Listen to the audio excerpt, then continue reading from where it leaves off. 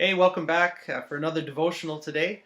So glad you could join us. We're going to continue in our study today of Numbers, and today we're in Numbers chapter 11. Now, when the people complained, it displeased the Lord, for the Lord heard it, and his anger was aroused. So the fire of the Lord burned among them and consumed some on the outskirts of the camp. Then the people cried out to Moses, and when Moses prayed to the Lord, the fire was quenched. So he called the name of the place Tabernacle, because the fire of the Lord had burned among them. Now the mixed multitude who were among them yielded to intense craving. So the children of Israel also wept again and said, "Who will give us meat to eat?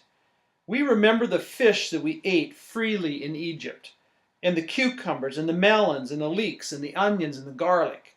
But now our whole being is dried up. There is nothing at all except this manna before our eyes." So here's an amazing thing, okay? God uses all these plagues, delivers the children of Israel from Egypt, parts of Red Sea that they walk down through the depths of the riverbed on the dry ground and come out, does amazing things, establishes a cloud by day and a pillar of fire by night that gives them shelter from the sun and gives them heat at night. And they still, and then because they're hungry, he gives them manna that comes down in the morning with the dew, and he gives them quail to eat in the evenings. And yet they come to this place in their life where they are, it is here, I like the first point of it was, it said that, so the fire of the Lord came, and they were complaining against the Lord in verse 1, and the fire of the Lord came and burnt some of them, consumed some of them up that were on the outskirts of the camp.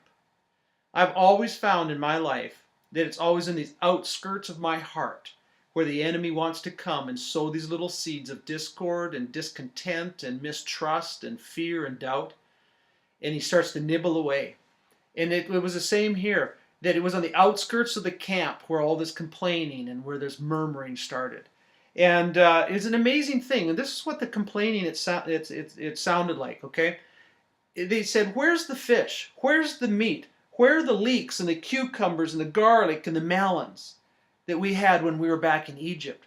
How quickly they had forgotten that they were under the thumb of Pharaoh, that they were you can go back and read the stories where the injustices that were done to them. They were slaves. They were forced labor in that country. And now they had freedom from all of that. But what did they want?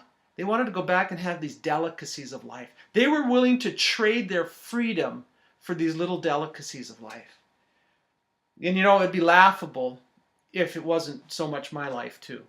How many times, as Keith Green said in his songs, "So you want to go back to Egypt?"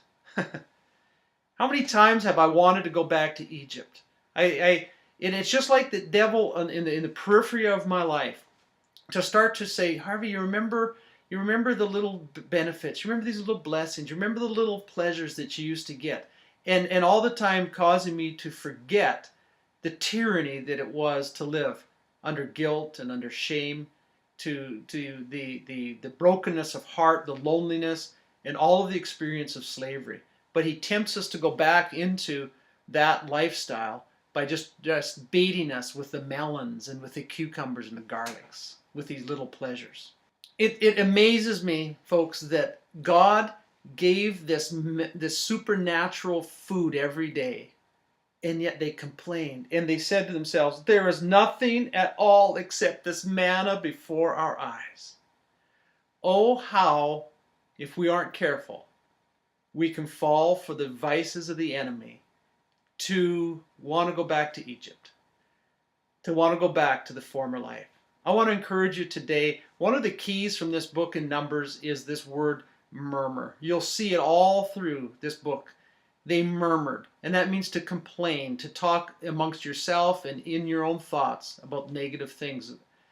And if they had just muttered, which means to meditate upon the things of the Lord and to recite his promises and blessings, they could have gone in 40 years earlier.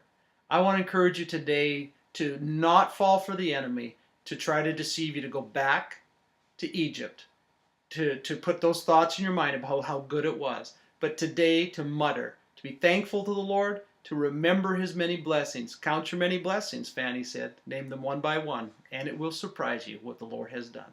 God bless you. Have an awesome day.